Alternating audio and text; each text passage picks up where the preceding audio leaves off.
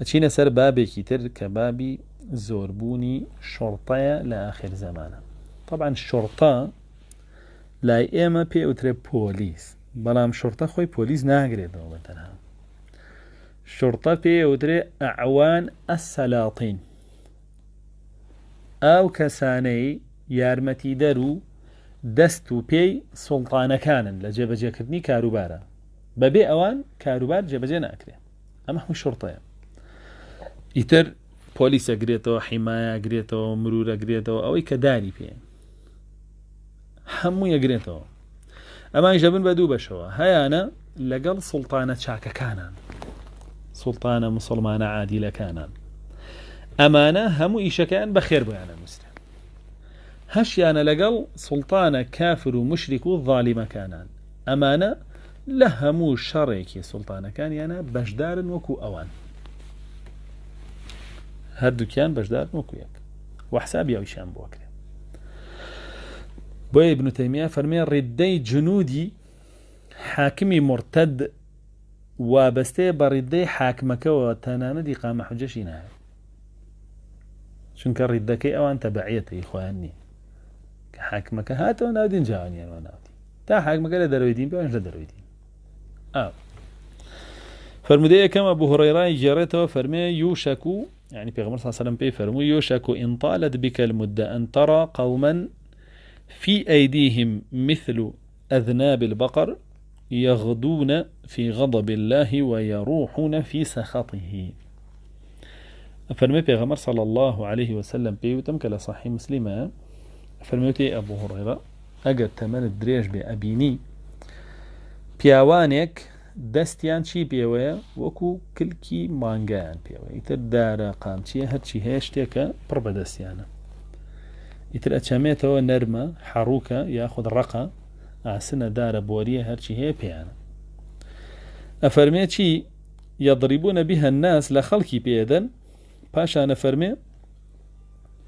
أمانة بيانيان كلامارو درجن عيت الريشة تاشنو خوان حازرة كان بو تعداد درجن أفرمي لجير غضب خوان چونك خوا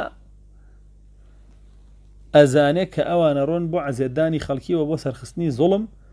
دجي عدل بو سرخصني كفر دجي إسلام بو لجير غضب خوان چونك بو أو يشدر چون لجير غضب خوان بو لجير غضب خوان چونك شركا لقال خوا سرخصني ظلم وسرخصني كفر شركا لقال خوا ئەیتر بۆ شەڕکردن لەگەڵ خوای پەروەردگار ئەمە کراوە بە جوندی ئەم لای خۆی بۆ شەڕکردن لەگەڵ دوژمنانی میلەت و گەلەکەی دانراوە کەچی خۆی لە ئەسڵا بۆ شەڕکردن لەگەڵ خوا ئەو مەعاشەیە دەنێ ئیتر ئەژڵێ چارم ناچارە لەبەر بژێویەکەم ئاواڵێ ئیتر نازانم خوا بژێویەکەدا هەرە بژێویە وەرەگرێتەوە لە ئاغاکانی دوایچە شەڕ لەگەڵ خوا کاتەوە لەبەرەوە بژێویە لەژێر غەضەبی خوان كلا جير غضبها بوي مجالي توبة نزيكترا چونك يشنا عقوبة دانا بزيوة بود وعاد تنو كساني خوا غضبيان ليقري طن سزانة دا وسزاكشيان لسلشو عقله هوشيان جوان ديارة بيوان ديارة سزاك كان دا تجاري وابو معاشك شي دروسك بيصال دواي هل يقرن بوي دواي 15 صار شوك على فيسبوك يعني كوري دروسك دواي سيرك كوراكي بيتا هاورا گەنجباز یان سێرەکە کوڕەکەی دوایە بێتە مەشروب خۆرە بێتە زیناکار وەکو خۆی و بێتە فاسید و ئەو خاڵە بۆم ناگیرێتەوە ئەیەتی هەر گۆشتێ بە پارەی حرام گەورەکرابێ ئاگرە و لات دەبێ باشە نەفەرمێ وەیەڕوحونە فی سەخەطیه کەشگەڕێنەوە بۆ ماڵەوە ئێوارە بەدڵی خۆشە و داوامیانەوە بێ ئیسراحەتکەن لەژێر سەخەڵی خوایە یعنی خوای پەروەردگار بە هەمان شێوە ليان توڕێ و بەشێک لە عقوبەی خۆی دابەزانوەتە سەریان بەشێک لە عقوبەی خۆی دابەزانوەتە سەریان کە بڕینی بەرەکەتە لە ماڵ و مناڵ و پارە و مەعاش و ژیانیان هیچ دڵی خۆش نییە و دائما لە خەفەتە خوێنی خەڵک بە پشتەریەوەیەتی ڕاگەنێ چونکە لەبەر سوڵتانەکانی خەڵکی کوشتووە فرمودەی دوا ئەو هەرە بۆ هوڕەیرای گێڕێتەوە فەرمووی پێغەمبەر صلی الله عليه وسلم فەرمووی إن طالت بك المدة يوشك أن ترى قوما يغدون في سخط الله ويروحون في لعنته في أيديهم مثل أذناب البقر فرمي پیغمبری خوا صلی الله عليه وسلم پی فرموم اگر تمن درێژ بێ ئەبوو هورەیرە نزیکە ببینی کەسانێک دەرەچن لە ماڵەوە لەژێر سەخەتی خوایان یعنی خوا لێیان ناڕازیە بە کردارەکانیشیان ناڕازیە و لە هەموو شتێکیان ناڕازیە وەکە ئەگەڕێنەوە لەژێر لعنەتی خوایان لەبەرەوەی ڕەحمیان بە خەڵک نەکردووە عەذابی مسلمانیان داوە عەذابی خەڵکی ئاساییان داوە خوای پروردگاریش ڕەحمی خۆی دوورە خاتەوە لەوان لعنەت دوورخستنەوەیە لە ڕەحم یعنی خوا دووریانە خاتەوە لە ڕەحمی خۆی ئێستا کە تۆ لە ناو ماڵ و مناڵەکە تا دانیشتووی بەو شێوەی تۆ لەژێر لعنەتی خوایە تا ڕۆژە بێتەوە طبعا خوا بۆیە ڕۆژێکی کەت پێاتێ تەوبە بکەی بەڵام تۆ ناتوانیت تەوبە بکەی بەرەوەی فێری نانی زەلیلی بووی بیخۆی پاشان ئەفەرمێ دەستیان چی پێوەیە هاوشێوەی کلکی مانگا بۆ لێدانی خەڵکی ئەبوو ئومامەی باهیلی ئەفەرمێ پێغەمبەری خوا صلی الله عليه وسلم فرمودەکەی پێشوش هەر موسلیمە پێغەمبەری خوا صلی الله عليه وسلم پێی فەرمووم يكون في آخر الزمان شرطة يغدون في غضب الله ويروحون في سخطه فإياك أن تكون معهم أمش تفسيري أو كسانأك كللفظ دو حديثك مسلمة أفرمي وكو كلكي مانگان بي أوانا كين ليرا ناوي أنا هنا بيغمر صلى الله عليه وسلم شرطا شرطة جوتمان يعني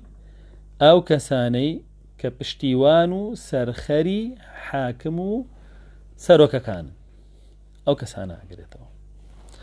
أفرمي وانش بهمان شيء ولا جر غضبي خوادين ولا جر سخطيا قرينو انجا أفرمي بأبو أمامي باهلي نكي لوا نبي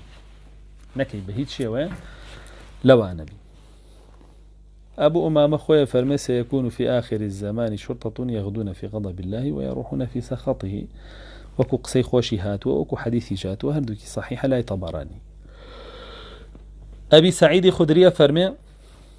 بغمر صلى الله عليه وسلم فرمي لا يأتين عليكم أمراء يقربون شرار الناس ويؤخرون الصلاة عن مواقيتها فمن أدرك ذلك الزمان فلا يكونن عريفا ولا شرطيا ولا جابيا ولا خازنا أم حديثش صحيحة هر طبراني جرايتي فرمي بغمر صلى الله عليه وسلم فرمي أبي سعيد خدري جارته فرمي لا آخر زمانا كومالي أمير بيا ابن كومالي كار بدست بيا ابن ئیشیان چییە خراپترینی کەسەکان نزیکەکەنەوە لە خۆیان چونکە ئەو کەسە خراپانەیانەوێت کە دڵڕق بێبەزەیی خوێن ڕێژ داوێن پیس پیا و کوژ ئەمانەیانەوێت دز جەردە ئەمانەیانەوێت بۆچیانە بۆەوەی ئەو خەڵکە داماوەی کە ئەڵێ کوفر مەکەن کە ئەڵێ فەساد بڵاو مەکەنەوە کە ئەڵێ دزی مەکەن ئەمانەی پێسەر کوتکەن پێویستیان بەوانەیە بۆیە ئەچن ئەمانە هەمویان لە خۆیان نزیکەکەنەوە ئێستا نییانە دەی لەوانە نەبێ ئەگەر هەزاری نەبێ نییانە بەلایانی کەمەوە بچووکترینیان دەی لەوانە هەیە ئەگەر هەزاری نەبێ لەوانە چونکە ئیش پیان ئیشی بەوان ئاڕوە خۆی سەرۆکیەوانێ ئەفەرمێ نوێژ دواخەنی ترەمە ئەگەر ئێستا حسابیکەی بە ئەو حاکمانەی کە نوێژەکەن ئەڵێ نوێژەکانیان دواخن ئەیوانی نوێژ ناکەن و ئەنجا ئەوەشیان هەیە ئەی قۆڕی دنیاوە بەسەر ئەفەرمێ پێغەمبەر صلی الله علیه و سلم هەر کەس گەشتە ئەو زەمانە با نبي بعريف بويان عريف يعني يعرفونه شؤون الرعية عريف أو كسيلة أمانية قبل عريف لرتبة عسكري ومعنى أوانية عريف ما بس يوانية كرتبة بشكل عسكر عريف ليرا بس أويك كاروباري رعيتك أناسيان بون منالين رجاي فرانة جرك خرافة بو ما تشاك تنات بيغمس من بنا بعريفي أو أشي بيشان بدا فلان شوين بيسي بمكتب بويبكا فلان شوين بيسي بمزقوطة بويبكا يترى عريفي خيري وعريفي سوء هي بلام ليرة بمطلقي نهي كردوها لهردو جورك عريفي خيري ويكا مزقوط ورقا بانواني بشاني عريفي سوء فلان كزوايا وفي سارة كزوايا جاسوسي بوك هذا بيغمر صلى الله عليه وسلم كهتنا وحاولا كاني أي فرمو هيج كسي قسي هيج كسي كم بوانا هنا أما يبيا مناو تانو صنقم سبيبيا سيدي هموتان بيك شاوك نەک بەم بڵێم دوو زمانە قسەی بۆ هێنام بەویش بڵێم قسەی کردووە بەویش بڵێم بوختانی کردووە بۆ بڵێم جوێنی دابوو نە با سەنگم سپی بێکە ئێمە ناوتان خۆی مەلیکی وڵا دەبێ وابێ نەک بڕوە ئیستیخبارات دانێ و بڕۆن بە خەڵکا بزان چیاڵێن و من بەخوا دڵم لە هەمویان پرسە و پیسە و زیێڕم لە هەمویان کردو بەخوا هەم کوژن و سەرمەخۆن و نابێ وابێ بەڵام ئەگەر پاشەڵی پیس بێ دز و جەردە و پیا و کوژ و کافر و مشریک و بێدین بوو بێرە وڵات ترسێ پێویستی بەوەیە دار و دیوارکە بە گوێی خۆی و بە چاوی خۆی ئەوە حقیقەتە بەڵام ئەگەر وەکو پێغەمبەر صلی الله علیه و سلم پاک بێ وەکو ئیمامی عومەر پاک بێ پێویستی بە کەس نییە ئەگەر سوور بزانێن لە ناو نوێژەکەش یای کوژن وەکو ئیمامی عومەر هەر پێویستی بەوە نییە کەس بیپارێزێ بۆیە لە ناو نوێژا کوشتیان لە ناو نوێژا کوشتیان شانازیە بۆ دیانی ئەمیری وڵات نیت پێویستە بوانێ با لە ناو نوێژی شابی بوو کوژن وەکو ئیمامی عومەر با بمری بۆچی وەکو ئۆباما و ترامپ وەمانە بمریە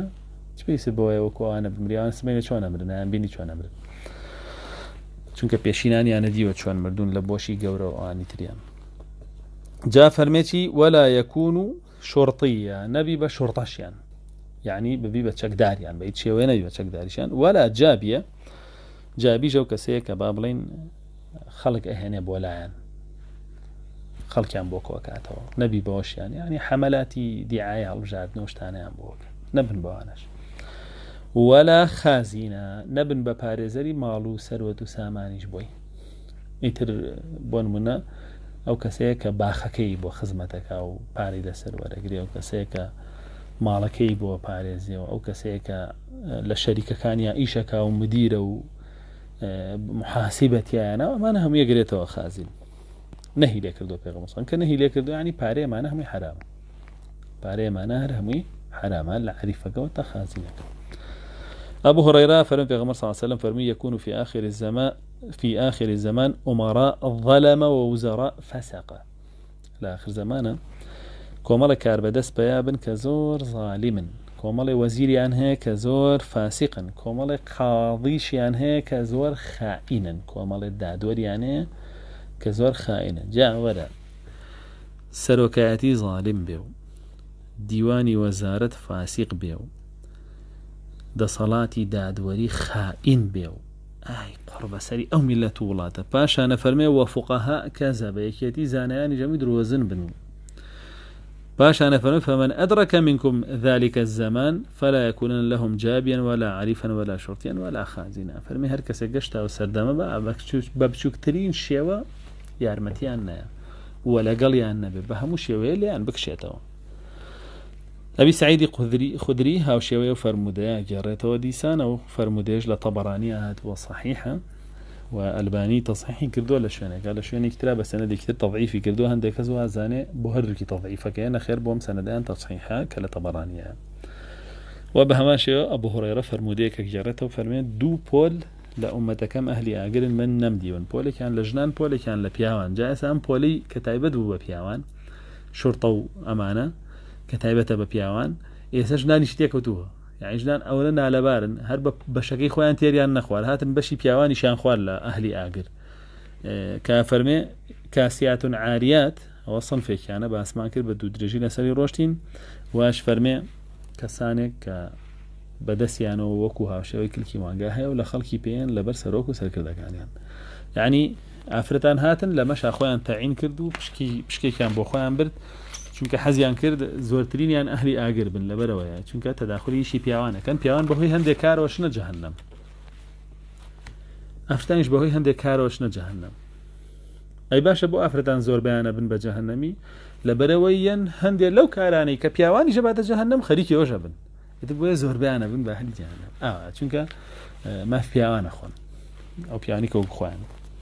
کە جەهەنەمین وەکو